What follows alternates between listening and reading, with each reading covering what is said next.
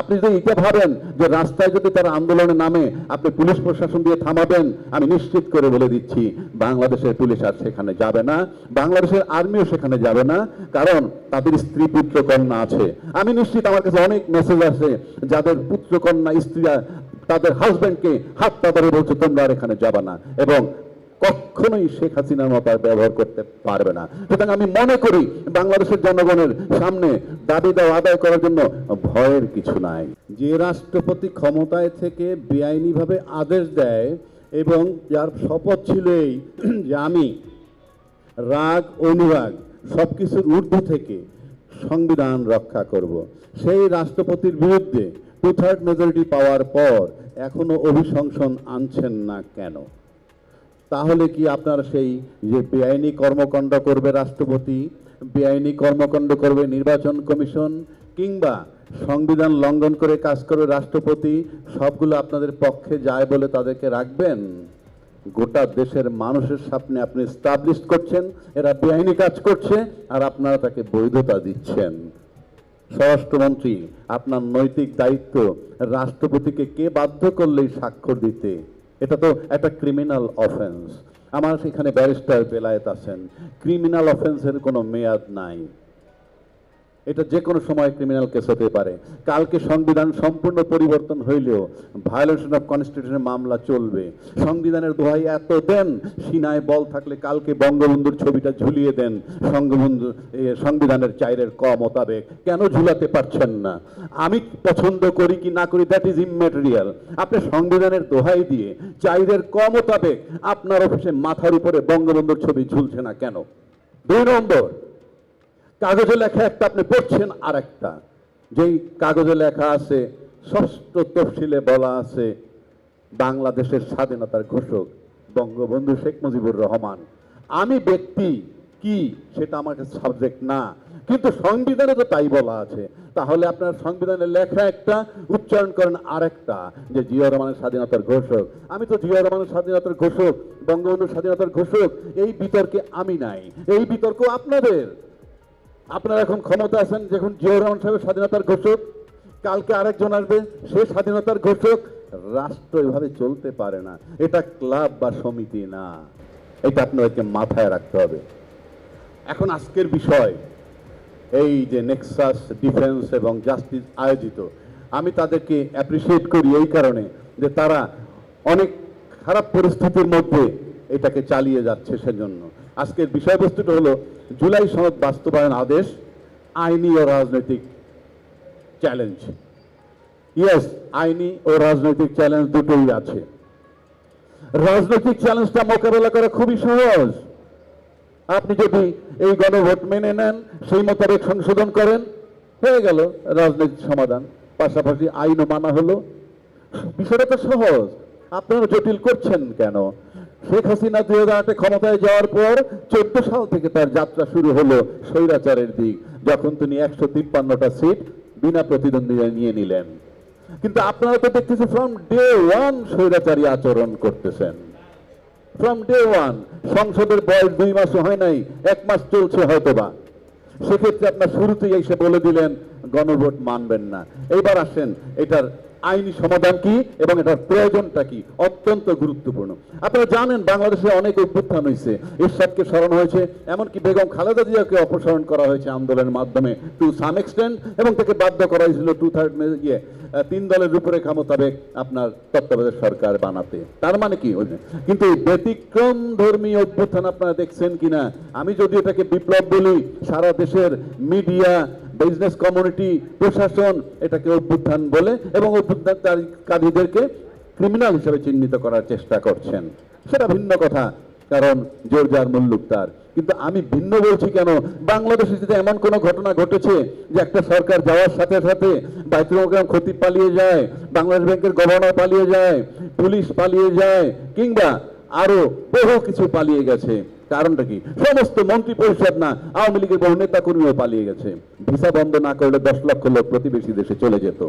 তো এখন প্রশ্ন হচ্ছে, সেই জায়গাটায় আপনি এরকম কোনো ঘটনা যখন ঘটে নাই, তখন কিন্তু এই সংবিধানে যেতে পলায় গেলে কি হবে বলা নাই, সাথে সাথে সংবিধান লক করা হয়ে গেছে। কিভাবে লক করা হয়? যেমন ধরেন আপনি একটা গাড়ি যদি বন্ধ করে বাইরে চলে যান হাতে চাবি নিয়ে, ওই গাড়িটা কিন্তু লক। বাসা যদি তালা মেরে চলে যান, বাসাটা কিন্তু লক। সেটাকে ঢুকতে হলে দুটো পথ, এক চাবি পেতে হবে গাড়ির অথবা ঘরের তালার, নতুবা দরজা ভেঙে গাড়ির দরজা ভেঙে ঢুকতে হবে, এছাড়া কোনো পথ নাই। তো আমি মনে করি এই সরকারকে সংসদে ঢোকার জন্যে যেই চাবি, সেই চাবি হইল এই জুলাই সনদ বাস্তবায়ন আইন। কেন বলছি? আপনি ভালো করে লক্ষ্য করে দেখবেন যে এই জুলাই সনদটা শুধু যে রাজনৈতিক বেসিস যদি দিতে চান একটা সরকারকে, এই সরকার যে ক্ষমতায় গেল তার রাজনৈতিক একটা ভিত্তি লাগবে। সেই ভিত্তিটা কি? সেই ভিত্তিটি এই সনদ। শুধু তাই নয়, আমাদের নৈতিক দায়িত্ব ধারাবাহিকতা রক্ষা করা। আওয়ামী লীগ সরকার চলে গেল, বিএনপি সরকার টেক ওভার করলো, এর মাঝখানের এই যে ধারাবাহিকতা আপনি কিভাবে রাখবেন? সুতরাং এই দুইটা সরকারের মধ্যে যে একটা ব্রিজ বা সেতু যেটা বলেন, সেটাই হলো এই জুলাই সনদ বাস্তবায়ন অধ্যাদেশ। আর নয়তো আপনি কোনো ধারাবাহিকতা থাকবে না। কেন থাকবে না? আপনি সংবিধানের দোহাই দিচ্ছেন, সংবিধানের ধারা, আমি একটু আগে শিশিরমণি বলে গেছে, সবাই জানে, গ্রামে গঞ্জে সবাই জানে, সংসদ ভেঙে যাওয়ার পর 90 দিনের মধ্যে নির্বাচন। আপনি সেই নির্বাচন করেন নাই, কাজ আপনি সংবিধানে নাই। এর আগে বললাম বঙ্গবন্ধুর ছবি ঝুলে নাই, এর আগে বললাম ঘোষক বঙ্গবন্ধু শেখ মুজিবুর রহমান আপনারা মানেন না। এখন আসতেছেন 90 দিনের মধ্যে আপনি নির্বাচন করেন নাই। নির্বাচন যেহেতু 90 দিনের মধ্যে করেন নাই, আপনার কোনো রাইট নাই ওই সংবিধানের দোহাই দেওয়া। এবং ওই সংবিধানের জন্য ঢোকার জন্য ঢুকে যে ঠিক করবেন, সেই জন্য এই জুলাই সনদ দেওয়া হয়েছে। আপনি যদি এখন এই আইনের মাধ্যমে সংস্কার পরিষদ করেন, করলে পরে আপনি একটা উইন্ডো পাবেন এই বন্ধ সংবিধানের ভিতরে প্রবেশ করার জন্যে। সুতরাং এটা একটা আইনি ভিত্তি দেওয়া হয়েছে। দ্বিতীয় কথা হচ্ছে, আপনারা যখন বলতেছেন কিচ্ছু পারে না, সব বেআইনি, আপনাদের সিনায় যদি এত ক্ষমতা থাকে, কালকে সকালে পার্লামেন্টে বলে দেন যে এই যে অধ্যাদেশ পাস হয়েছে 5, বাকিটা বাতিল, কিছুটা অ্যাকসেপ্ট করলাম, সংসদ চলমান থাকুক। আলোচনায় যাচ্ছেন কেন? 2/3 মেজরিটি আপনার আছে, আপনার ভয় কিসের? এর কারণ আপনার টোটালটা অবৈধভাবে করতেছেন। আপনারা প্রত্যেকে এসির ভিতরে ঘামতেছেন। আর যদি কেউ এসির ভিতরে ঠান্ডা থাকেন, বাইরের থেকে মানুষ দেখতে আপনার কপালে ঘাম নাই, কিন্তু আপনার ভিতরে ঘাম আছে। এবং সেই কারণে আপনি বোধহয় খুব দ্রুত অনেক কিছু করতে চাচ্ছেন। ব্যারিস্টার বেলায়েত একটু আগে বলে গেল, 180 দিনের মধ্যে এই সংবিধান যদি সরকারি সিদ্ধান্ত নেয়, তাহলে তাদের মেয়াদ 180 দিন চিন্তা করা উচিত। আর আমি বলবো, তারা তো তড়িঘড়ি করছেন কেন? What is the agenda? আপনি কি 5 বছর থাকতে চান? যদি 5 বছর থাকতেই চাবেন, আপনি কেন বিরোধী দলকে বাধ্য করতেছেন সংসদে না টেকার? প্রশ্ন করবেন যে সংসদে তাদেরকে বের হয়ে যেতে বলছে কে? আপনি কোনো কথা শুনবেন না, 2/3 মেজরিটি পাওয়ার পর আপনি সবকিছুর ঊর্ধ্বে চলে যাবেন, তাহলে তারা ওখানে বসে কি করবে? তাহলে আমি তো মনে করি এদেরকে সংসদ থেকে বাইরে যাওয়ার জন্য এই এজেন্ডাও আপনার আছে। তা না হলে তো আপনি যদি ক্ষমতায় 5 বছর সুন্দরভাবে থাকতে চান, তাহলে তো সংসদকে প্রাণবন্ত করে আপনি জুলাই সনদের আলোকে একটা সংস্কার পরিষদ বানিয়ে ঢুকেও তো কাজ না করতে পারেন, টাইম কিল করতে পারেন, কিন্তু আপনি তো কিছু জিনিস লাঘব করতে পারেন।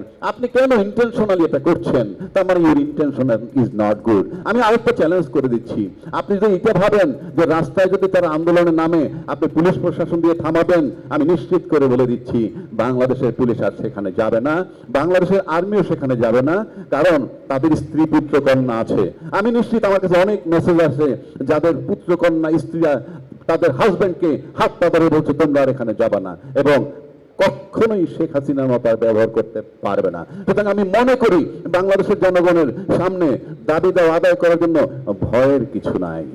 কিন্তু আমার কাছে মনে হয় সরকার শান্তিপূর্ণভাবে উনি বলে একটা এজেন্ডা বাস্তবায়ন করতে চাচ্ছেন কিনা, যে আমরা এই সংবিধান এভাবেই রাখবো, তারপরে সুপ্রিম কোর্ট থেকে কিছুদিন আগে তত্ত্বাবধায়ক সরকারের কথা আসছে, আমরা সেই মেয়াদে না গিয়া একটা পরিস্থিতি তৈরি করি যাতে সংবিধান তত্ত্বাবধায়ক সরকার আমাদের সংস্কার করে একটা ইনক্লুসিভ নির্বাচন করব।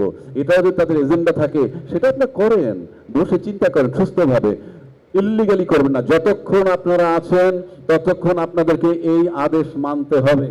এইবার আসেন, এই আদেশ দেওয়ার ক্ষমতা রাষ্ট্রপতির নাই। আমি তর্কের খাতিরে ধরে নিলাম নাই, আমি মনে করি আছে। কেন আছে? এখানে প্রেক্ষাপট বলা হয়েছে, সেই প্রেক্ষাপটে আছে। কারণ আপনার সংবিধান অচল।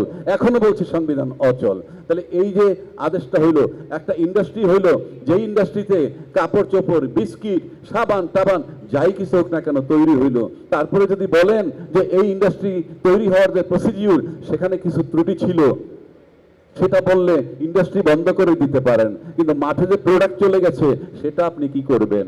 এই আইনের তো আর কোনো কার্যকারিতাই নাই, কারণ এই রাষ্ট্রপতি যে আদেশ দিছে তার যে প্রোডাকশন, তার যে ফলাফল সেটা উঠে গেছে কি গণভোটের মাধ্যমে। তো গণভোট ফলটা আপনি কি করবেন? আপনি আইন বাতিল, আইন তো দরকার নেই বাতিল করার, কারণ এটা করাই হয়েছে এই জন্যে, এবং এটার যে ফসল সেটা আমরা ঘরে তুলে ফেলেছি। কাজেই সংবিধান সংসদে বসে 2/3 মেজরিটি নিয়ে আপনার জন্য দুইটা ওয়ে আছে সংসদে। যদি মারামারি করেন সংসদে তাও আপনার 213 জন লোক, আর যদি বলেন আইন মানবেন না,